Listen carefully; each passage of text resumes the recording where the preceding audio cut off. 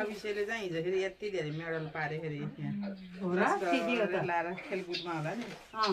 यत्रो 8वटा ताइक्वान्डोको त होइन स्कुलबाट पायो कि केमा पात अन्त गेममै हो भन्दाखेरि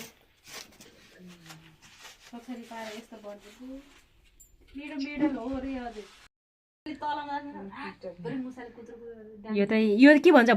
भरे उहिलेको भर्याङ होइन पहिला त्यही त पहिला पहिला यसै हुन्थ्यो नि हाम्रोमा पनि त्यस्तै हुन्छ